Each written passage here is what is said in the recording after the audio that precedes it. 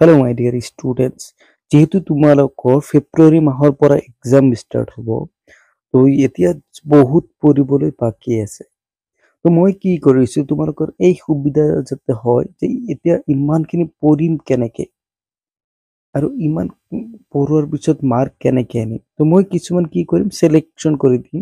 সেই সিলেকশনখিনি যদি তুমি ভালকে কৰা তো মই ভাবো তুমি 100 পোৱাৰ কেপাচিটি তোমাৰ হৈ যাব, সেইখিনি তুমি পাবা। তো ইমান পঢ়াৰ এতিয়া টাইম খুবেই কম তোমালোকৰ হাতত। তো কিছুমান সিলেক্টিভ কুৱেশ্যন দিম, জাষ্ট তুমি সেইখিনি পঢ়া বাছ ক্লিয়াৰ হৈ যাব। তো চোৱা, ইয়াৰ আগত মই 1 2 3 4 লৈকে চেপ্টাৰ কমপ্লিট কৰিছো, সিলেক্টিভ কুৱেশ্যন দি দিছো। টোটাল মাৰ্ক পাবা 10 মাৰ্ক পাবা, ঠিক আছে। তো এটা ইয়াৰ পৰা 1 মাৰ্কৰ এটা কুৱেশ্যন আহিবই, বা কেতিয়াবা এনেকুৱা হয় যে 12 মাৰ্ক এইটো চেপ্টাৰৰ পৰা আহি যায়।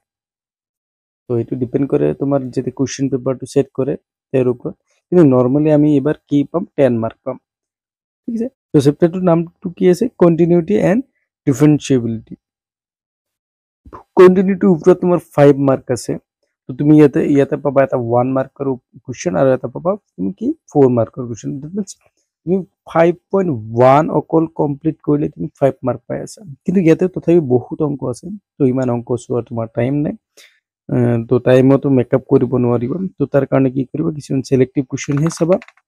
সিলেক্টিভ কুৱেশ্যন হিচাপে তুমি এক্সাম্পল 5 একদমে সৰু 1 মাৰ্কৰ কাৰণে চাব পাৰা, বা 6 চাব পাৰা। একদম 1 মাৰ্কৰ কাৰণে এই দুটা আহিব পাৰে আৰু, ঠিক আছে। নেক্সট তুমি কি কৰিবা, ইয়াতে চাবা, ইয়াতে তুমি চাব লগা আছে 1 মাৰ্কৰ কাৰণে তুমি এইটো চাব পাৰা, so that every polynomial function is a continuous function. Example 15 চাব পাৰা, দৰকাৰী হয়। তাৰপিছত আৰু এটা এক্সাম্পল আছে চাবা, discuss the continuity of sign function হওক বা কস ফাংচন হওক চাব পাৰা। এণ্ড লাষ্ট এক্সাম্পল তুমি কিমান চাবা, 20 চাবা। ক্লিয়াৰ? তো এইখিনি চালে হৈ যাব। এইখিনি এক্সাম্পলৰ ভিতৰত চাই যাবা। তাৰপিছত তুমি কি কৰিবা, 5.1ত কি কৰিবা, তুমি ইয়াতে কুৱেশ্যন নম্বৰ 5 চাবা, ঠিক আছে। যে কুৱেশ্যন নম্বৰ এইটো যে আছে, ইয়াৰ পৰা তুমি আপ টু 12 লৈকে যিখিনি আছে ইয়াতে ইমান চোৱাৰ দৰকাৰ নাই, জাষ্ট দুটামান অংক চোৱা আৰু প্ৰচেছটো চাই লোৱা কেনেকুৱা টাইপৰ, কাৰণ ইয়াতে যিমান অংক আছে চব একে টাইপৰ। তো ইয়াতে চাপোজ 7 আছে, 7 হোৱা, 8 কোৱা বা 9 কোৱা একে টাইপৰ। তাৰপৰত কি আছে, মডুলাছ আছে, তো একে টাইপৰ। তো এই তিনিটাৰ পৰা যিকোনো এটা চাবা আৰু 7টো চাবা, কাৰণ ইফালে তোমাৰ কি হ'ব, 7টো যি হ'ব এইটো ভাঙি দিয়াৰ পিছত যিখিনি হ'ব সেই প্ৰচেছটো আৰু এই ইয়াতে 14 15 16 এই একে টাইপৰ। তো এই চাৰিটা অংকৰ যিকোনো এটা ভালকে চাবা যে বাকীখিনি যাতে কৰিব পাৰা। আৰু ইয়াতে মই ভাবো 7টো ভালকে চেক কৰিবা, হয়। এইটো ভাঙি দিয়াৰ পিছত যি হ'ব, কাৰণ ইয়াতে কি আছে, এক্স এৰ ভ্যালু -3 সৰু হৈ আছে বা ইকুৱেল হ'ব পাৰে, তাৰমানে ইয়াতে -x + 3 হ'ব, তাৰমানে বাকীখিনি ইয়াৰ লগত পুৰা পুৰি মিলি যাব। এইটো টাইপত কৰিব লাগিব। তো এই চাৰিটা যিকোনো এটা ভালকে প্ৰচেছ হোৱা। তাৰপিছত তুমি কি কৰিবা, ইয়াতে আৰু এইটো হওক, 12 হওক বা 10 হওক, এইখিনি তুমি ভালকে চাবা। বা এক্সাম এই যোনটো 30 নম্বৰ আছে এইটো চাই লোৱা। আৰু ইফালে তুমি কি পাবা, 15 18 19 চাবা। 23 পৰা আপ টু তুমি 30 নম্বৰলৈকে চাবই লাগিব, কাৰণ ইয়াৰ পৰা তোমাৰ 4 মাৰ্ক এটা অহাৰ চান্স বহুতে বেছি। ক্লিয়াৰ? এণ্ড লাষ্ট তুমি চাবা 34। এই অংককেইটা চালে ক্লিয়াৰ হৈ গ'ল। নেক্সট তুমি ডিফাৰেন্সিয়েবিলিটি কি চাবা, ইয়াতে যোনটো এই থিয়ৰমটো যোনটো আছে এই থিয়ৰমটো চাবা, আৰু লগতে কৰলাৰ যোনটো আছে এই দুটা একেলগে কম্বাইন হিচাপে দিয়ে এই কুৱেশ্যনটো তুমি মিলাই চাবা। ক্লিয়াৰ? নেক্সট তুমি কি কৰিবা, এইটো চাবা এক্সাৰসাইজত আহো। এই এক্সাৰসাইজত তুমি কুৱেশ্যন নম্বৰ 4 হওক, 5 হওক, 7 হওক আৰু 9 10 এই অংককেইটা চাবা। বাকী অংক ইমান চোৱা টাইম নাই।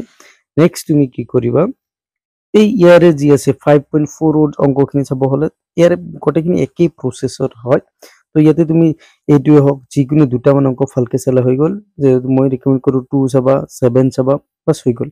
বা 6 চাবা, বা এইখিনি চালে হ'ল। এটা চালে বাকীখিনি একেই প্ৰচেছৰ কেনেকে কৰা হয়, ঠিক আছে। নেক্সট তুমি কি কৰিবা, এক্সাম্পল 32 চাবা। ক্লিয়াৰ?